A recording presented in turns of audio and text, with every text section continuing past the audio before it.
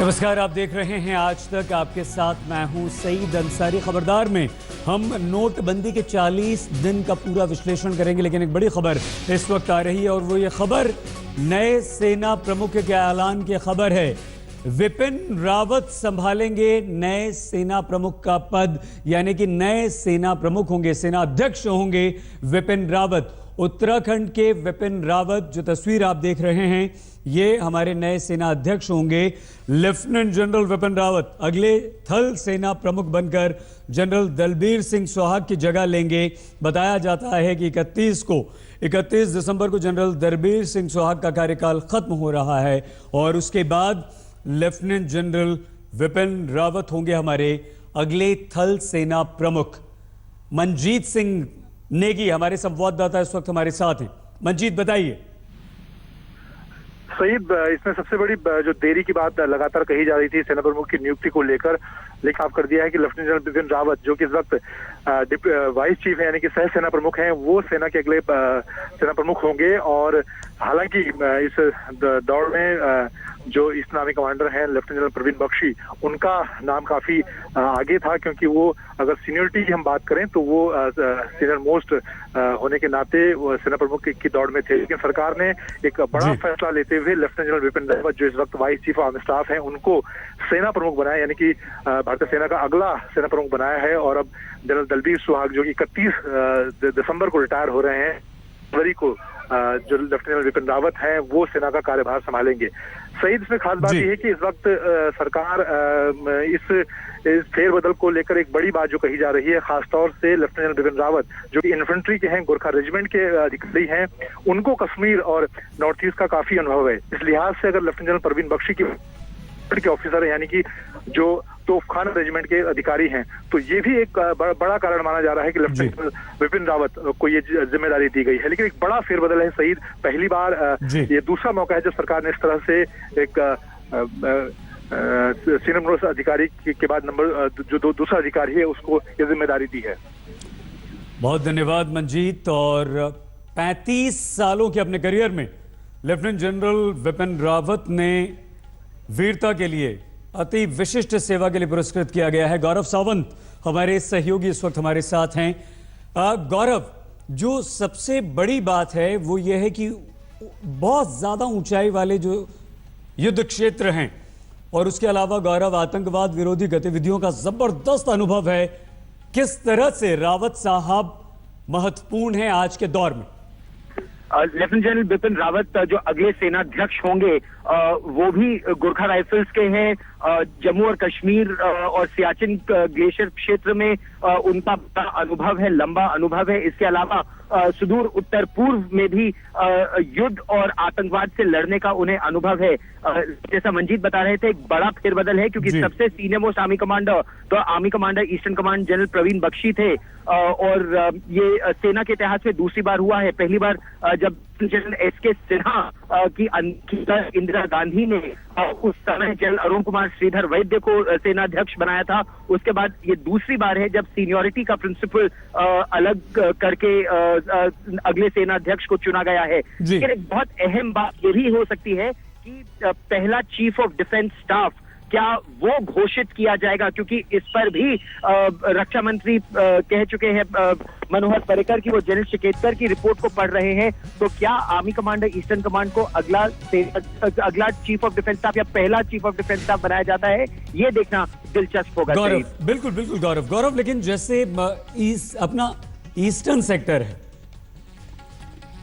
और जो actual line of control है, वहां पर इन्फेंट्री का जो एक्सपीरियंस है गौरव, वो कितना महत्वपूर्ण होगा, क्या किस तरह से वो हमें मदद करेगा। लेकिन उससे पहले हम आपको बता दें अपने दर्शकों से, हम यहाँ एक भूल सुधार करना चाहते हैं। हमने जो तस्वीर चलाई थी वो विपिन रावत जी की तस्वीर नहीं थी, इसके लिए हमें खेद है। गौरव, बताइए, इन्फेंट्री और वास्तविक नियंत्रण रेखा का एक्सपीरियंस आज के दौर में कितना महत्वपूर्ण और कितना उपयोगी हमारे लिए होगा? देखिए, सरकार की ये मंशा रही कुछ समय पहले से कि जनरल प्रवीण बख्शी की जगह जनरल बिपिन रावत को ही बनाया जाएगा सेना अध्यक्ष, क्योंकि इसीलिए उनको सह सेना अध्यक्ष के रूप, vice chief of army staff के रूप में उनको आर्मी हेडक्वार्टर्स लेकर आए थे। वो आर्मी सब कमांडर थे और अब उनको अब ये निर्धारित किया गया है कि वो अगले सेना अध्यक्ष होंगे। वाइस चीफ के रूप में उनको कमांड आर्मी हेडक्वार्टर से कैसे होता है ये सीखने का अनुभव मिला, लेकिन अपने लंबे करियर में चाहे वो नियंत्रण रेखा की बात हो जम्मू कश्मीर में या गौरव एक खबर हम और अपने दर्शकों को दे दें, उसके बाद आपकी बात सुनेंगे। एयरफोर्स में अरूप रहा के रिटायरमेंट के बाद एयर मार्शल BS धनोआ को सबसे सीनियर होने के नाते नए चीफ पद का दावेदार माना जा रहा है। जैसा अभी गौरव ने भी जिक्र किया, चीफ ऑफ डिफेंस स्टाफ का पद नौसेना के BS धनोआ अगले वायुसेना प्रमुख भी होंगे। गौरव अपनी बात पूरी कीजिए। जी, एयर मार्शल धनोआ अगले वायुसेना अध्यक्ष होंगे, पर ये तय था, इसमें कोई फेरबदल नहीं है। वो सबसे सीनियर अफसर भी थे और वाइस चीफ के रूप में इस समय काम भी कर रहे थे और ये माना जा रहा था कि एयर चीफ मार्शल अरूप रहा के रिटायर होने के बाद वही अगले वायुसेना अध्यक्ष बनेंगे, तो ये तो तय था। किंतु सेना में ये एक बड़ा परिवर्तन है और एक जो बड़ी बात इसमें ये देखी जा रही है वो ये है कि सरकार का ये मानना है कि जम्मू और कश्मीर इलाके में ही अगला बड़ा जो भी ऑपरेशन होगा वो इसी क्षेत्र में होगा, पश्चिमी क्षेत्र में ही होगा और इस लिहाज से इन्फेंट्री के एक अधिकारी गौरव बहुत धन्यवाद आपका। और हम अपने दर्शकों को बता दें कि इस वक्त आज तक पर जो तस्वीर देख रहे हैं आप, ये तस्वीर है लेफ्टिनेंट जनरल विपिन रावत की, जो कि हमारे अगले थल सेना प्रमुख होंगे। विपिन रावत की तस्वीर इस वक्त आप देख रहे हैं। लेफ्टिनेंट जनरल विपिन रावत, जिन्होंने सेना के उप प्रमुख का पद संभाल रहे थे, गोरफा राइफल्स में कमीशन प्राप्त हुआ था और जब उन्होंने IMA ज्वाइन किया था तो उन्हें स्वॉर्ड ऑफ ऑनर भी प्रदान किया गया था। और साथ ही साथ जो दूसरी बात है, चीफ ऑफ डिफेंस स्टाफ का पद भी पहली बार हमारे देश में दिया जा रहा है। ये दो बड़ी खबरें देश की सुरक्षा और देश को संभालने वाले दो सबसे बड़े अधिकारियों की थी। फिलहाल आगे बढ़ते हैं। जम्मू कश्मीर के पंपोर में एक बार फिर से आतंकवादियों ने सेना के काफिले पर कायराना हमला किया है। इस हमले में हमारे 3 जवान शहीद हुए हैं, जबकि 2 जवानों के घायल होने की खबर आ रही है। इस कायराना हमले को अंजाम देकर आतंकवादी फरार हो गए हैं, लेकिन सेना ने पूरे इलाके में सर्च ऑपरेशन शुरू कर दिया है, जो इस वक्त भी चल रहा है। जम्मू कश्मीर की मुख्यमंत्री महबूबा मुफ्ती ने हमले की आलोचना करते हुए शहीद सैनिकों के परिजनों के प्रति अपनी संवेदना व्यक्त की है। तो पूर्व मुख्यमंत्री जम्मू कश्मीर के उमर अब्दुल्ला ने भी ट्वीट कर सैनिकों पर हुए इस हमले और लगातार हो रहे हमलों पर चिंता व्यक्त की है। हमारे 3 जवान शहीद हुए, लेकिन तलाशी जारी है।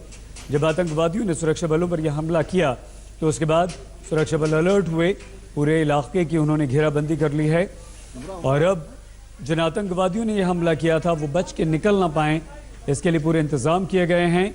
पूरे इलाके को घेर लिया गया है। सर्च ऑपरेशन, तलाशी अभियान चल रहा है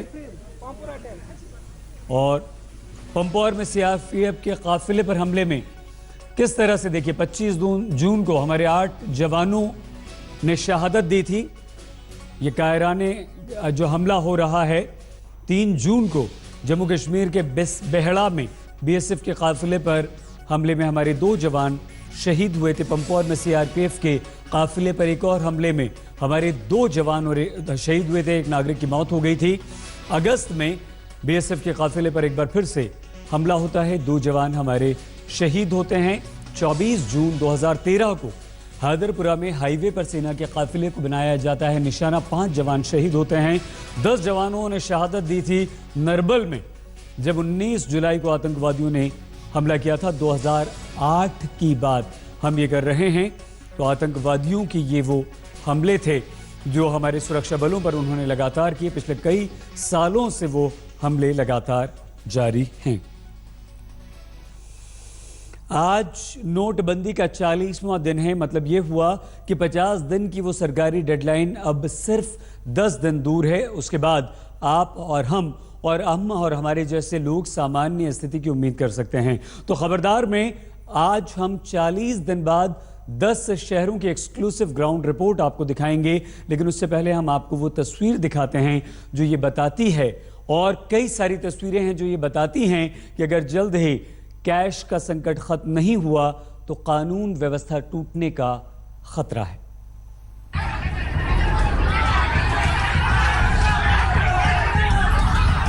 नोटबंदी पर यह जनता का वो आक्रोश है जो इस फैसले का जमीनी असर बता रहा है। ये बुलंदशहर की तस्वीरें हैं जहां पैसे के लिए पुलिसकर्मी पर चप्पलों की बौछार हो रही है। पैसे की जरूरत ने इस महिला को कानून हाथ में लेने पर मजबूर कर दिया। पुलिसकर्मी ने इन्हें बैंक में जाने से रोका तो उसकी शामत आ गई। महिलाएं दीवार फांद कर अंदर घुसी और फिर इस पुलिसकर्मी का जो हाल किया वो आपके सामने। कई घंटों तक ये महिलाएं नकदी के लिए कतार में खड़ी थीं। इन्हें अपने जरूरी कामों के लिए पैसे चाहिए थे। कई दिनों से ये बैंक आ रही थीं। आज जब पुलिस वाले आड़े आ गए तो इनका धैर्य जवाब दे गया। महिलाओं ने पुलिसकर्मियों को जमकर पीटा तो बदले में बंदूकधारियों ने भी महिलाओं पर हाथ उठाया। यहां तक कि नौबत फायरिंग की भी आ गई। गनीमत ये रही कि कोई अनहोनी नहीं हुई। दूसरी तस्वीर रुड़की के भगवानपुर थाना क्षेत्र की है। पंजाब नेशनल बैंक में जनता गुस्से से बेकाबू है। बैंक के भीतर बैंक कर्मी और सुरक्षा कर्मियों के खिलाफ कैशलेस महिलाओं ने हल्ला बोल दिया।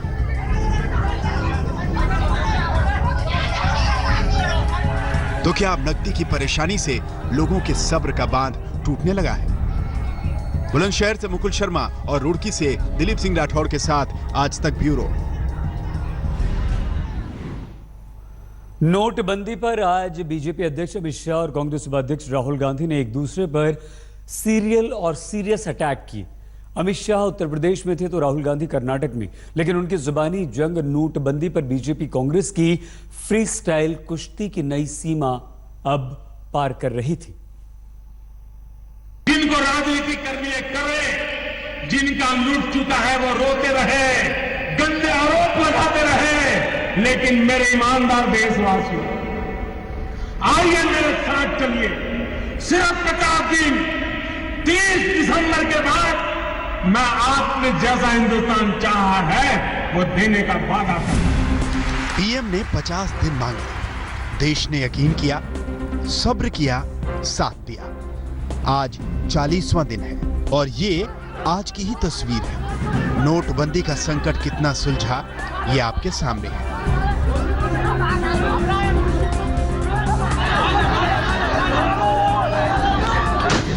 चप्पलें चल रही हैं, गोलियां चल रही हैं, गालियां दी जा रही हैं, पाई पाई के लिए खून खराबा हो रहा है। तो उधर नोटबंदी पर आश्वासनों की घुट्टी भी पिलाई जा रही है। इस यूपी की ये तस्वीर है। उसी यूपी में बीजेपी अध्यक्ष अमित शाह आज दुख भरे दिन बीते रे भैया के अंदाज में दावा करते पाए गए। मुझे मालूम नहीं है इनका क्या लूट गया है, मालूम ही नहीं पड़ता है। मित्रों, 7 तारीख तक ये सब कह रहे थे मोदी जी काले धन के लिए आपने क्या किया, चिल्ला चिल्ला कर कहते थे मोदी जी आपने काले धन के लिए क्या किया। और जैसे ही 8 तारीख को नोटबंदी आई वो कहते हैं मोदी जी आपने एक क्यों किया। ये क्या किया से क्यों किया आ गया। मित्रों, ये बहाना तो बना रहे हैं हम सबकी लाइनों का। हमें भी मालूम है कि लाइनें लगी हैं, थोड़ी तकलीफ भी है। मोदी जी ने पहले दिन से कहा था 50 दिन तक तकलीफ पड़ेगी मगर 50 साल तक देश सुधर जाएगा। मित्रों, 50 साल तक देश सुधर जाएगा। अमित शाह बीजेपी को यूपी जिताने के मिशन पर निकले हैं, इसलिए आज उनकी सभाओं में उन्होंने यूपी की बात की। हमला अखिलेश यादव, मायावती, राहुल गांधी पर किया और जब चेहरे का सवाल आया तो कामयाबियां मोदी सरकार की गिनाई। अगर आप कहो तो मैं जोर से पढ़ दूं, बड़ी लंबी सूची है, मगर आपको लगे बहुत हो गया है तो रोक लीजिएगा।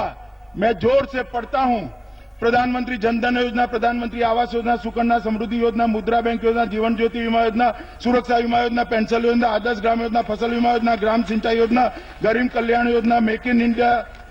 अरे भाई अभी तो शुरू किया है, मगर ये सारी योजनाएं अखिलेश बाबू नीचे नहीं पहुंचने देंगे।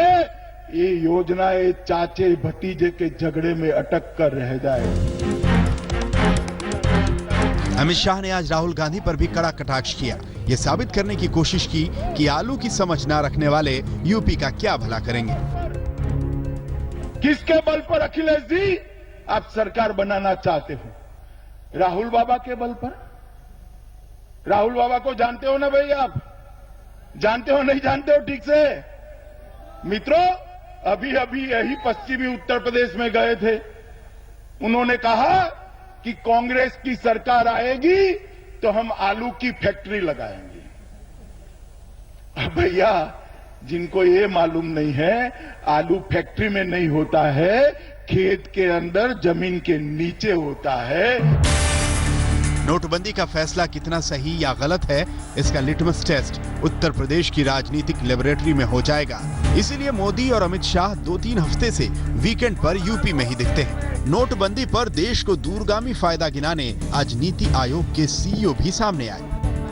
मेरे विचार से जो जनता परेशान है, अगर कोई परेशानी किसी को हुई है तो मैं गवर्नमेंट की तरफ से क्षमा मांगता हूं, उसके लिए उसमें कोई नहीं। पर देश में थोड़ी दिक्कतें आएंगी, क्योंकि लॉन्ग टर्म में अगर देश को फॉर्मल इकोनॉमी को ट्रांसफॉर्म करना है, अगर आपकी $2 ट्रिलियन फॉर्मल इकोनॉमी और 1 trillion parallel economy, black economy है, तो देश कभी 10 ट्रिलियन इकोनॉमी बन ही नहीं सकता है। तो थोड़ा लॉन्ग टर्म के लिए अगर आपको 10 ट्रिलियन, अगर देश को 9-10% पे बढ़ना है और पूरी $10 ट्रिलियन की इकोनॉमी बनना है जो हर हिंदुस्तानी चाहता है, तो आपको ये सब ब्लैक इकोनॉमी को फॉर्मल इकोनॉमी में लाना भी जरूरी है। नीति आयोग के सीईओ ने दोनों बातें की, लॉन्ग टर्म और शॉर्ट टर्म दोनों नजरिए से नोटबंदी को दुरुस्त फैसला बताया। लेकिन नोटबंदी पर आज का सबसे बड़ा हमला किया राहुल गांधी ने। नरेंद्र मोदी जी, ये भ्रष्टाचार पे सर्जिकल स्ट्राइक नहीं था, ये हिंदुस्तान के गरीब लोगों पर, हिंदुस्तान के किसानों पर फायर बॉम्बिंग थी, फायर बॉम्बिंग। वर्ल्ड वॉर 2 में, दूसरे महायुद्ध में बम गिराने का एक नया तरीका निकाला गया था। 200-300 जहाज ऊपर से जाते थे, 25-30 मिनट में हजारों टन आग लगाने वाले बम गिरा देते थे। आपके सर्जिकल स्ट्राइक ने हिंदुस्तान की गरीब जनता पे, उनके घरों में आग लगा दी। राहुल गांधी बीते 2-3 दिनों से फुल एक्शन में है। पहले उन्होंने मोदी के खिलाफ निजी भ्रष्टाचार के सबूत होने का दावा किया, फिर वो किसानों के मसले पर खुद मोदी से मिलने चले गए और आज उन्होंने नोटबंदी को मोदी मेड डिजास्टर बताकर सरकार पर करारा वार किया। राहुल गांधी ने नोटबंदी को मोदी मेड डिजास्टर बताया। जैसे अंग्रेजी में कहते हैं मैन मेड डिजास्टर, इसी प्रकार से डिमोनेटाइजेशन मोदी मेड डिजास्टर। तो लालू ने नोटबंदी और नसबंदी को एक ही तराजू में तौल दिया।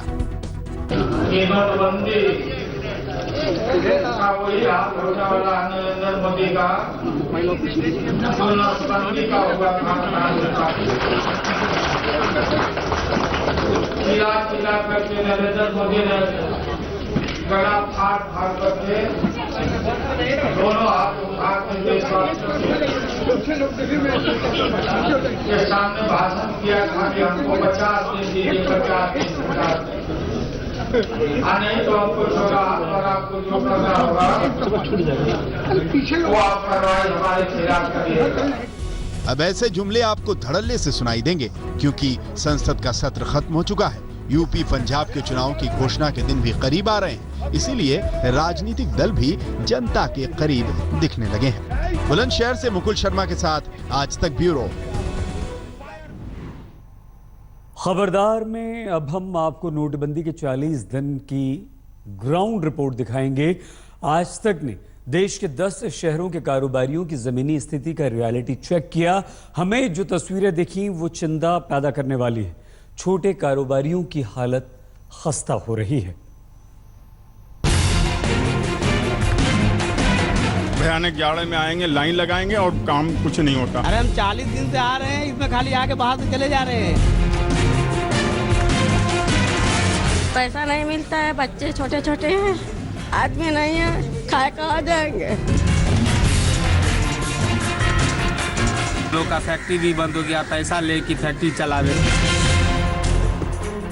ये 10 शहरों की वो ग्राउंड रिपोर्ट है जिससे आप ये अंदाजा लगा सकते हैं कि नोटबंदी से कारोबारियों का कितना भला हुआ। ये वाराणसी के आदमपुर की बुनकर बस्ती है, जहां करघे खामोश हैं, नकद की मार है और डिमांड डूब चुकी है। जैसे ही नोटबंदी हुआ, जैसे ब्रेक लग गया हो, बुनकर इस कदर बदहाल हो गया है कि जिस मालिक का वो काम करता है, उस मालिक के पास पैसे नहीं है, वो क्या देगा, उसकी मजदूरी कैसे देगा।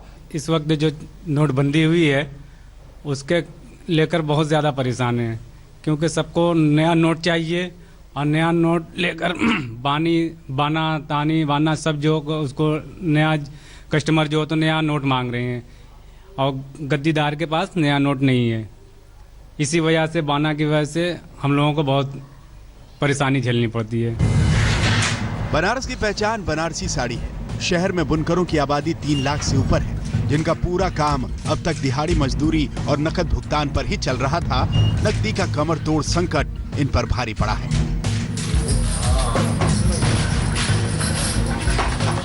नोटबंदी की चपेट में फिरोजाबाद की चूड़ियों की खनक भी धीमी पड़ी है। फैक्ट्री मालिकों का कहना है कि मजदूरों का अकाउंट नहीं है, इसीलिए चेक से मजदूरी नहीं दी जा सकती।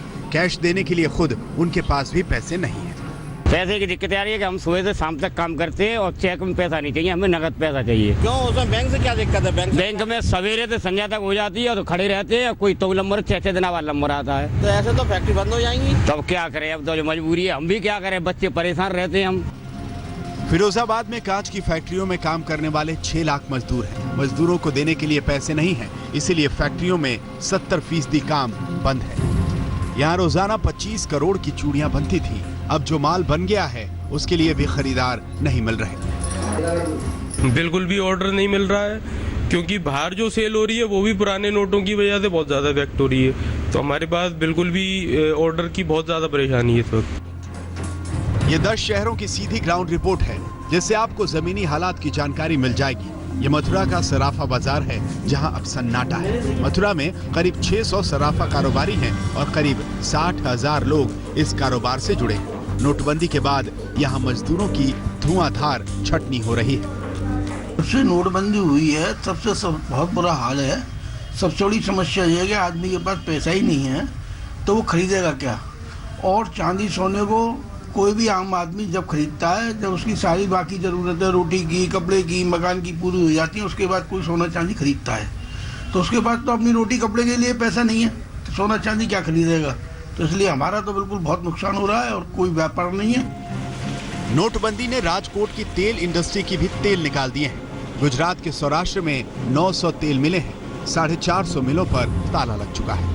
यहाँ नोटबंदी के 40 दिन हो गए हैं, पर यहाँ पे बाजार बहुत डाउन हो गई है। 30 से 40% व्यापार घट चुका है और लोग यहाँ पे के ATM और चेक लेके आ रहे हैं। यहाँ पे के कैशलेस की सुविधा नहीं होने के कारण मध्यम वर्ग के लोग यहाँ पे बहुत दिक्कत हो रही है। ये आंकड़े डराने वाले हैं। ये तो तय नहीं कि इसके पीछे इकलौती वजह नोटबंदी है, लेकिन इतना तय है कि नोटबंदी ने इनकी हालत खस्ता कर दी है।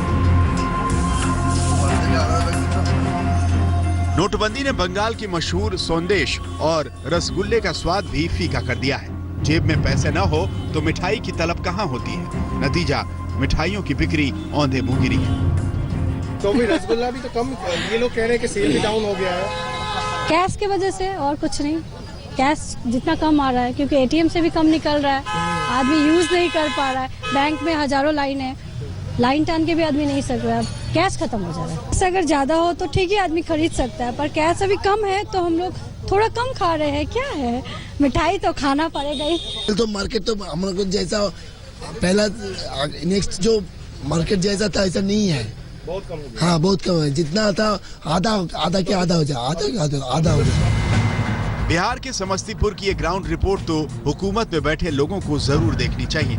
ये रामेश्वर जूट मिल है जो नोटबंदी के 40वें दिन आते आते बंदी की कगार पर खड़ी है। 3 दिन से पैसा के लिए जा रहे हैं तो नोटिस टांग दिया कि पैसे नहीं है, यहाँ भुखमरी भेल है। आज भी मिल में काम करते इसलिए मिल नहीं चल रहा है, मिल का भी दिक्कत डिस्टर्ब हो रहा है। पैसा नहीं मिलने के कारण ड्यूटी नहीं जाते हैं। तो क्या हुआ, क्या समस्या यह कि पैसा के कारण, पैसा बैंक आते हैं, पैसा नहीं मिलता। हम अंदाज करते हैं प्रधानमंत्री को चाहिए कि बैंक का जो नियत खराब है उस पर कंट्रोल करना, तभी यह लागू करते और बड़े बड़े सिटी शहरों में लागू करे, न कि देहात में। एक बार पूरे हिंदुस्तान में लगाने में हम समझते हैं कि वो असफल भी हो जाएंगे। सारा मजदूर यहाँ त्राहिमाम हो गया है। ये कानों सुनी नहीं, आंखों देखी रिपोर्ट है जो सत्ता और सिस्टम में बैठे लोगों की आंख खोल देने वाली है। ये उन्हें तय करना है कि नोटबंदी सही है या गलत, और गलत है तो सुधार क्या होने चाहिए। आज तक ब्यूरो। स्वागत है एक बार फिर से आपका खबरदार में। और खबरदार में अभी तक हमने बात की थी नोटबंदी की, तो अब हम आपको ये जरूर बता दें कि 40 दिन नोटबंदी के हो चुके हैं और पूरे देश में नोटबंदी की मार अब दिखाई दे रही है। काले धन के कुबेर नोटों को बदलवाने के लिए परेशान हैं, तो आम लोग कैश की कमी की वजह से मुश्किलें झेल रहे हैं। लेकिन यह सच है कि इस पूरी अफरा तफरी के बीच छुपे रुस्तमों की बहार है। देखिए, सूरत का चाय भजिया वाला, 400 करोड़ की संपत्ति।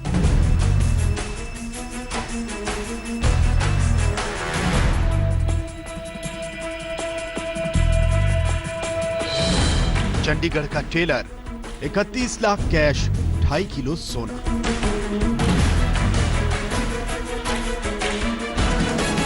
इंदौर का चौकीदार, 11 लाख के नए नोट।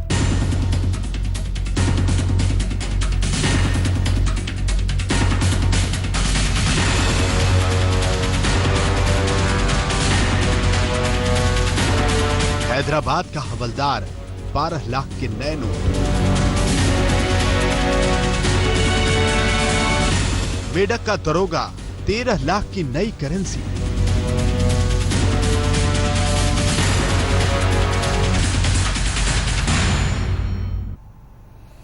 तो आइए सबसे पहले हम आपको सूरत लिए चलते हैं। एक चाय और भजिया बेचने वाले शख्स ने 400 करोड़ रुपए कमा लिए। 400 करोड़ का वो मालिक है। आपको हैरानी हो रही होगी, लेकिन ये बिल्कुल सच। किशोर भजिया वाले के पास से इनकम टैक्स ने करीब 400 करोड़ रुपए की दौलत का खुलासा किया। किशोर भजिया वाले के ठिकानों पर लगातार 5 दिनों तक छापे मारते रही इनकम टैक्स की टीम। 1 करोड़ से ज्यादा कैश बरामद भी किया गया।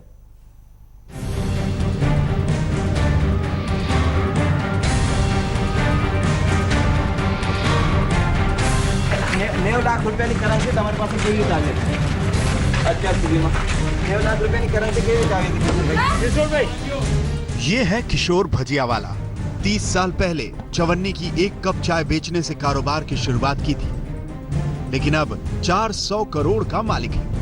आप हैरान हो रहे होंगे, लेकिन ये हकीकत है। किशोर भजिया वाले पर अब इनकम टैक्स का छापा पड़ा तो हर किसी की आंख फटी की फटी रह गई। चाय वाले के पास शुरुआती जांच में 250 करोड़ की काली कमाई का अंदेशा था, जो अब 400 करोड़ तक पहुंच चुका है। अलग अलग बैंकों में लॉकर मिले हैं और 1 करोड़ रुपए से ज्यादा के नए नोट जब्त किए जा चुके हैं। 25 पैसे की चाय और पकौड़े के साथ किशोर ने जो व्यापार शुरू किया था, धीरे धीरे वो व्यापार बढ़ता गया। किशोर ने फाइनेंस का बिजनेस भी शुरू किया। किशोर अब ऐसे ही लोगों को पैसे देता था जो उसके यहाँ पे कभी चाय की चुस्कियां लगाने आया करते थे। हालांकि 25 पैसे की चाय से शुरू हुआ ये कारोबार आज 250 करोड़ के पार हो गया है। नोटबंदी के बाद इनकम टैक्स डिपार्टमेंट की टीमों ने जब किशोर भजिया वाला यानी केके के ठिकानों पर छापेमारी की तो इतनी काली कमाई का पता चला, जिसे देखकर छापा मारने वाले अधिकारी भी हैरान रह गए। 4 दिन से चल रही है पड़ताल। भजियावाला के पास बैंक में 16 लॉकर्स मिले हैं। 16 में से 8 लॉकर्स में बेशुमार दौलत और काला धन है। लॉकर्स में बंद दौलत में 13 किलो सोना भी है। 75 लाख की करीब 180 किलो चांदी है। 1 किलो वजन के सोने और हीरे जड़े आभूषण थे। इतना ही नहीं, किशोर भजियावाला के पास से 1 करोड़ 8 लाख की नई करेंसी बरामद हो चुकी है। 23 लाख के पुराने 500 और 1000 के नोट, 5 लाख के 5, 10 और 20 रुपए के नोट, 4.5 लाख के किसान विकास पत्र, करीब 200 प्रॉपर्टी के दस्तावेज, एग्रीमेंट्स के पेपर और 27 बैंक अकाउंट्स का पता चला है। आयकर विभाग ने किशोर भजियावाला की संपत्ति का, उसकी नकदी और जेवरात का पूरा एक्सरे कर लिया, लेकिन उसे शायद ही कोई फर्क पड़ रहा है। वो बेपरवाह है।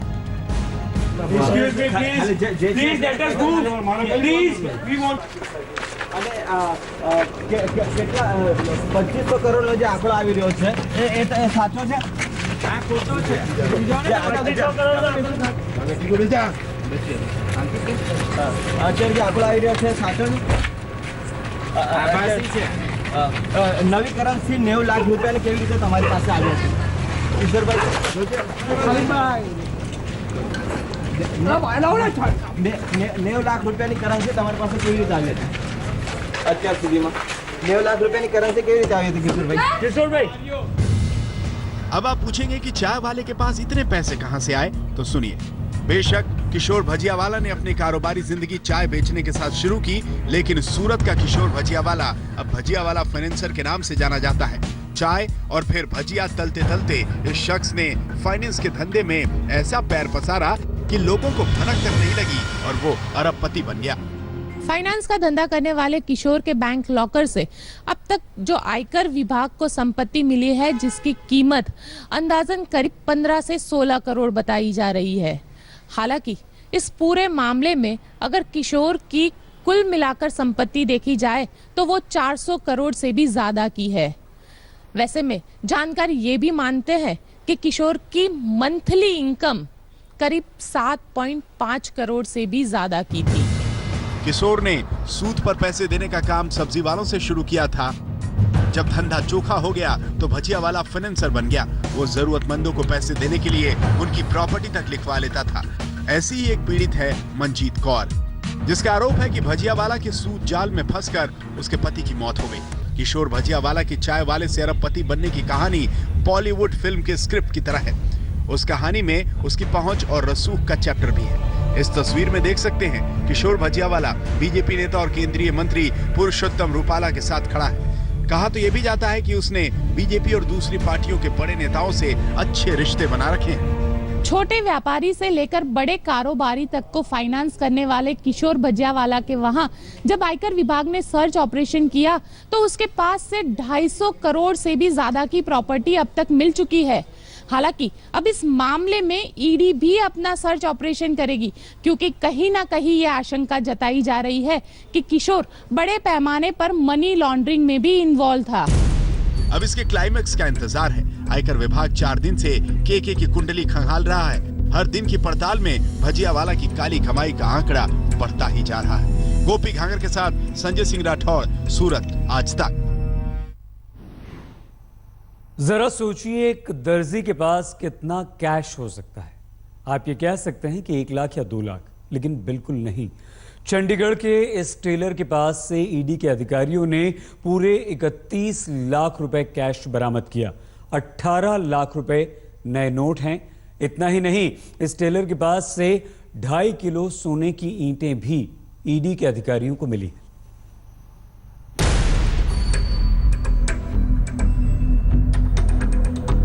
नोटों की गड्डियां देखकर आप हैरान हो रहे होंगे।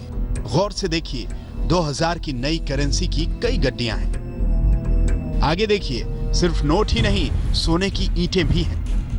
अब आपको ज्यादा हैरानी ये सुनकर होगी कि करीब 31 लाख की ये नकदी चंडीगढ़ के टेलर यानी दर्जी के पास से बरामद हुई।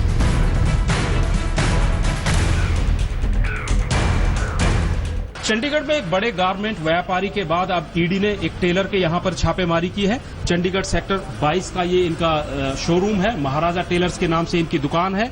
मोहाली के 7 फेस में इन लोगों का मकान है। मकान और दुकान दोनों जगह पर ईडी की छापेमारी हुई है और इस छापेमारी में 31 लाख रुपए के करीब नकदी, 2.5 किलो सोना और 18 लाख की नई करेंसी, जिसमें 2000 और 500 के नए नोट भी शामिल है, ईडी ने बरामद की है। दरअसल प्रवर्तन निदेशालय यानी ईडी को खबर मिली कि महाजन टेलर्स का मालिक लाखों की नकदी धड़ाधड़ नई करेंसी और सोने में बदलवा रहा है। जानकारी मिलते ही प्रवर्तन निदेशालय ने सेक्टर 22 के महाजन टेलर्स के शोरूम पर छापा मारा और 31 लाख की नकदी बरामद की, जिसमें 18 लाख के नए नोट थे, साथ ही सोने की ईंटें भी। ये हमारे पास इंफॉर्मेशन थी कि अपनी जो है ये पोस्ट डीमोनेटाइजेशन पुरानी करेंसी को एक्सचेंज करवा रहे हैं और उसको फॉरेन एक्सचेंज और इसमें नए नोटों में और इवन इसमें गोल्ड के अंदर।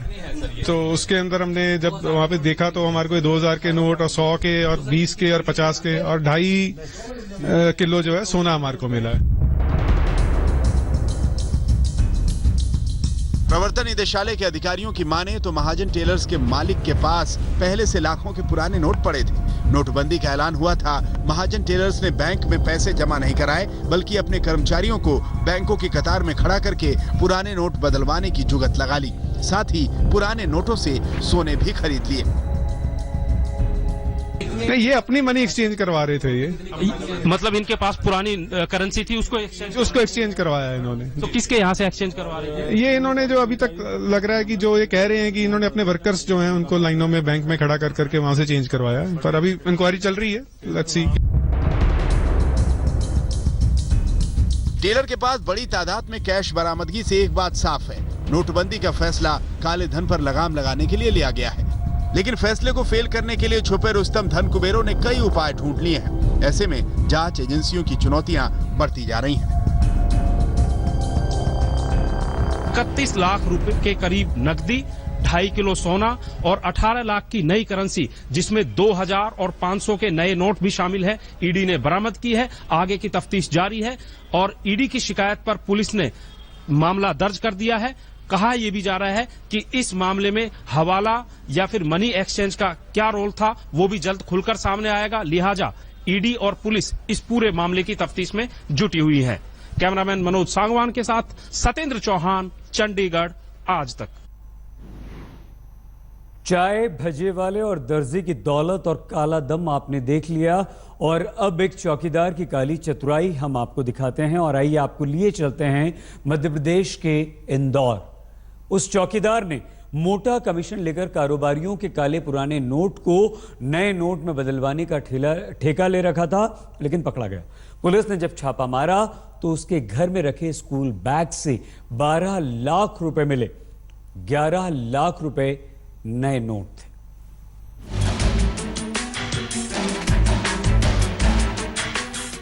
सबसे पहले आप ये नोट देखिए, 2-2 हजार की गड्डियां देखिए। पुलिस ने नोटों की गिनती की तो आंकड़ा पहुंचा 11,43,000 पर, जिसमें से सिर्फ 3,000 के पुराने नोट हैं, यानी 11,40,000 की नई करेंसी। ये रकम इंदौर पुलिस ने बरामद की है। जिला और सत्र न्यायालय यानी डिस्ट्रिक्ट और सेशन कोर्ट के चौकीदार के घर से, जिसका नाम है लक्ष्मी नारायण पुरोहित। कब्जे से नई करेंसी के 2,000 रुपए के 11,40,000 रुपए के नोट बरामद हुए हैं। साथ ही 3,000 रुपए जो है पुरानी करेंसी के, कुल मिला के इस प्रकार 11,43,000 रुपए और एक मोबाइल, कई मोबाइल कंपनी के, विभिन्न कंपनियों के मिले हैं। करीब 11.5 लाख की रकम के साथ इंदौर पुलिस ने 4 लोगों को दबोचा है, जिसमें एक कोर्ट का चौकीदार लक्ष्मी नारायण पुरोहित है, 2 लक्ष्मी नारायण के बेटे विनोद और दिलीप हैं और चौथा आयुष है। नोटबंदी के छिपे रुस्तम नटवर लालों से मिलने के बाद आप पूरी कहानी सुनिए। दरअसल इंदौर के क्राइम ब्रांच को खुफिया जानकारी मिली थी कि लक्ष्मी नारायण के घर कुछ काला कारोबार चल रहा है। पुलिस ने छापेमारी की तो 11,43,000 की रकम का पता चला, जो लक्ष्मी नारायण के बेटों ने एक स्कूल बैग में छिपा कर रखे थे। पूछताछ में पता चला कि लक्ष्मी नारायण और उसके बेटों ने ये पैसे मोटी कमीशन लेकर किसी कारोबारी के लिए बदलवाए थे और आयुष नाम का शख्स उन पैसों की डिलीवरी के लिए पहुंचा था।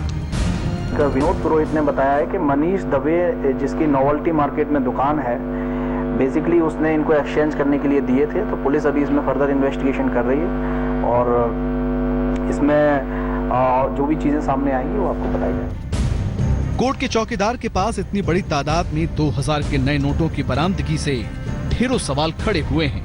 सबसे बड़ा सवाल ये कि वो कौन है जिसने चौकीदार को वो नोट दिए। कहीं पूरे खेल के पीछे काले धन को सफेद करने का पूरा गैंग तो काम नहीं कर रहा, और कहीं लक्ष्मी नारायण उस बड़े गैंग का छोटा मोहरा तो नहीं। राहुल करैया, इंदौर, आज तक। और आइए अब हम आपको आंध्र प्रदेश और तेलंगाना लिए चलते हैं और इन दोनों राज्यों के छुपे रुस्तमों को आपको दिखाते हैं। वो दारोगा और हवलदार हैं, लेकिन नोटों के बेहद लालची हैं। नए नोट इन्होंने देखे नहीं कि कारोबारियों को लूट लिया। पुलिस ने इन दोनों को पकड़ा, नोटों का जखीरा बरामद किया और दोनों को सलाखों के पीछे पहुंचा दिया।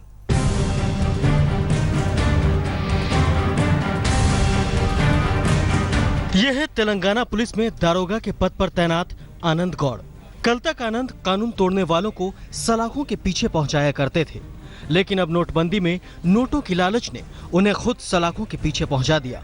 तेलंगाना में मेडक की पुलिस ने आनंद और उनके काले खेल के साथियों के पास से 34 लाख की नकदी बरामद की है, जिसमें से 13 लाख के नए नोट हैं। आरोप है कि सब इंस्पेक्टर आनंद गौड़ और उनकी टीम ने मिलकर एक कारोबारी को पुराने नोटों को बदलवाने का झांसा दिया और 91 लाख रुपए लूट लिए। पुलिस की माने तो वारदात को करीब 5 दिनों पहले यानी 12 दिसंबर को अंजाम दिया गया। ఈ కేసుకి సెక్షన్స్ ఆఫ్ లా మార్చేయడం అదే ప్రకారం 10 మంది పోలీస్ ఆఫీసర్స్ టీమ్ తయారు చేసి ఈ కేసు ఇన్వెస్టిగేషన్ గురించి డిస్కషన్ అయింది। ఇప్పుడు ఈ స్పాట్ లో ఎలా జరిగింది, కొంతమంది ఐ విట్నెసెస్ की కొంతమంది।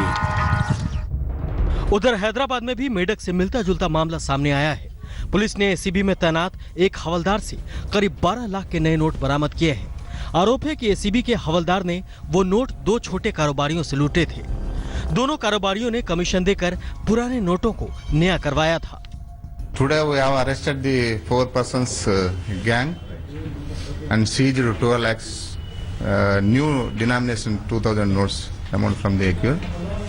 In this case, the Upender and Namin both are friends hailing from the Nalgonda district, and third one Buchnaran also from Nalgonda district, and fourth one Naresh, who is working a home guard in the Anti-Corruption Bureau Banjara Cement office since 4 months. ACB के हवलदार के साथ police ने उन 4 दूसरे लोगों को भी दबोचा है, जिन्होंने सूर्यपेट के दोनों कारोबारियों को नोट बदलने का झांसा देकर हैदराबाद बुलाया था और लूटपाट की थी। बहरहाल मामला सामने आने के बाद हैदराबाद में हड़कंप है और पुलिस बार बार लोगों को कमीशन देकर नोट नहीं बदलवाने की सलाह दे रही है। आशीष पांडे, हैदराबाद, आज तक। खबरदार में आज के लिए बस इतना ही। आगे देखिए अंजना के साथ टक्कर। देखते रहिए आज तक।